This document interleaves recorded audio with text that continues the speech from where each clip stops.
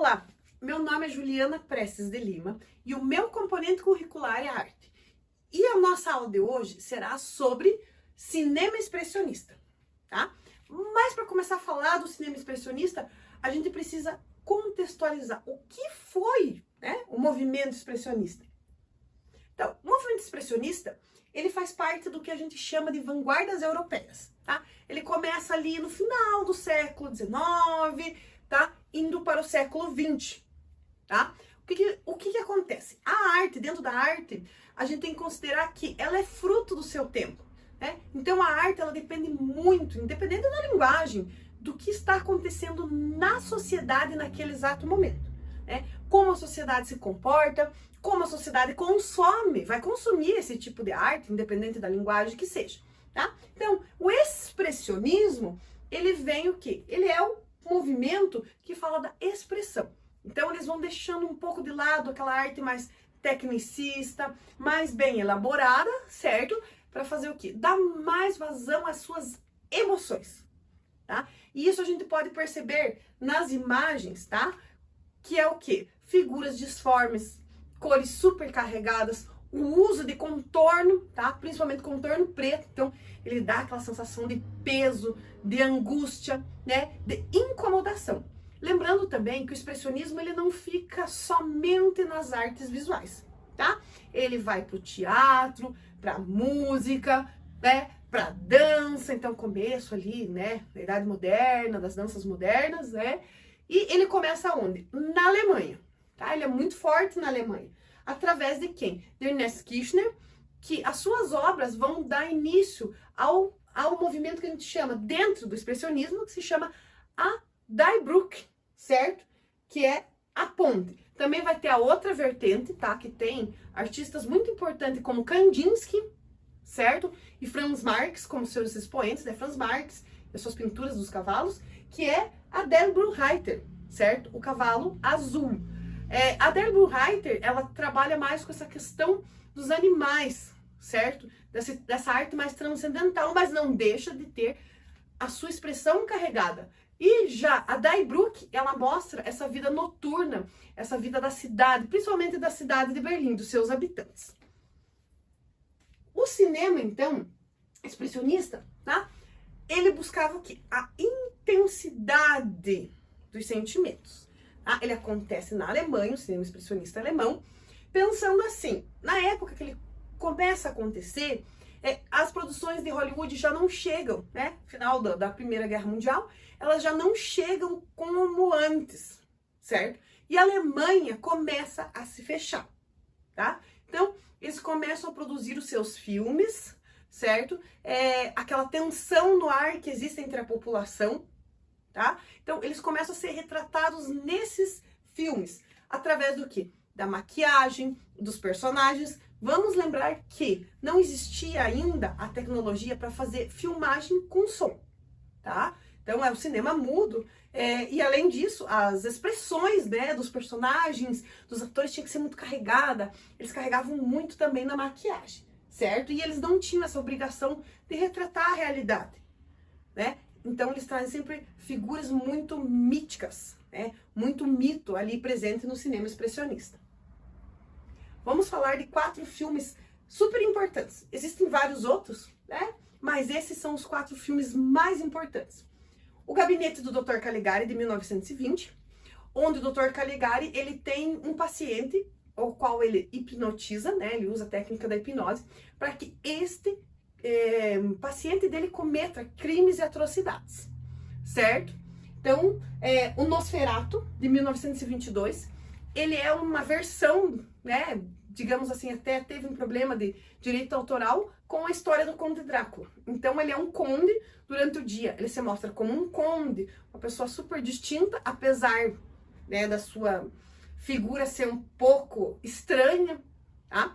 Mas é à noite que ele se transforma e ele acaba atacando as pessoas, né? Então, esse ser mítico, né, que ataca. Metrópolis, então ele fala da distopia da indústria, certo? Então, a industrialização que estava acontecendo. Então, aquela cidade linda e bela, mas a que ponto aquela beleza, aquela tecnologia toda tem sido afetado no submundo, né? Então eles mostram também este submundo da consequência dessa tecnologia.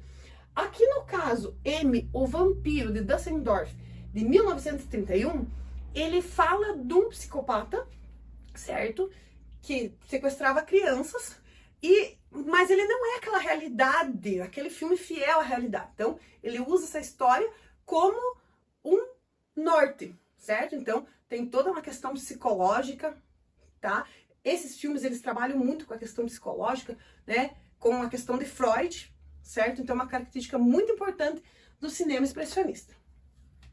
Falar um pouquinho das técnicas, né? Algumas técnicas são bem marcantes. Por exemplo, Gabinete do Dr. Caligari, existe até um termo que se chama caligarismo, que vem por conta desse filme. Nesse filme, ele é feito todo em locações internas, tá? Ele não tem locações externas, ele é feito todo em estúdio. E por conta dos seus cenários disformes, ângulos mais oblíquos, meio tortos, que lembram muito, tá? A maquiagem e os cenários lembram muito as pinturas expressionistas, certo? Então, esse termo tem o termo caligarismo, tá? Que tá marcado através deste filme. Também na cena, né? Puxando agora um pouquinho pro Alfred Hitchcock, certo? No filme Psicose. O que acontece naquela cena bem clássica do filme Psicose, né? Tem a sombra do personagem e a música, tá? Que é o quê? É um resquício do filme do Nosferatu. O Nosferatu, ele aparece em 10 minutos, né? Em cena, mas você sente a presença do Nosferatu através do quê? Da sua sombra, né? Ele tá sempre presente ali, ele ataca através da sombra. Uma coisa muito importante. No Dr. Caligari, a sombra e luz é pintada no cenário.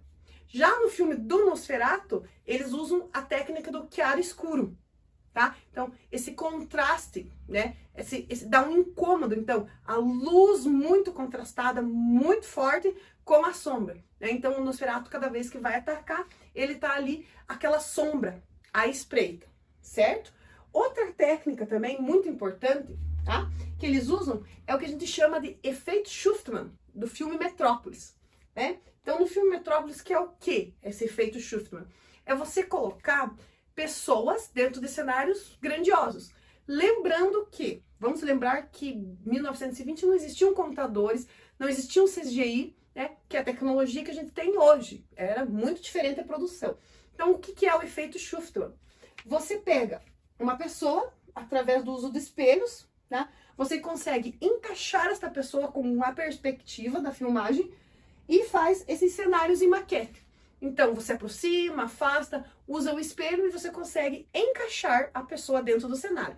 Então, você nem percebe ali que é uma maquete e a pessoa está aparecendo nesse cenário. Maquetes também eram muito usados nesse filme, tá? Metrópolis, aqui então, a cidade distópica que depois vai ser usada lá tanto no Batman, do Tim Burton de 1990 e no filme do Blade Runner, tá? Ela era feita toda em maquete. E isso o cinema dos anos 80 usa ainda muito, né? Stop motion, maquete, que apareciam muitos nesses filmes, certo? Então, depois que a gente conheceu um pouquinho, né, dos filmes, a gente vai partir para a atividade de criação, tá? Que vai ser o quê? Uma atividade que nós vamos fazer em 5 pessoas, tá? Em grupos de 5 pessoas. Então, vocês vão se reunir em 5 pessoas, certo? Nós vamos fazer um card game. Mas como que vai ser esse card game? Ele vai ter um layout, né? Então, vai ser feito assim. No Canva, tá? Vai ser criado 3 cartas para cada filme.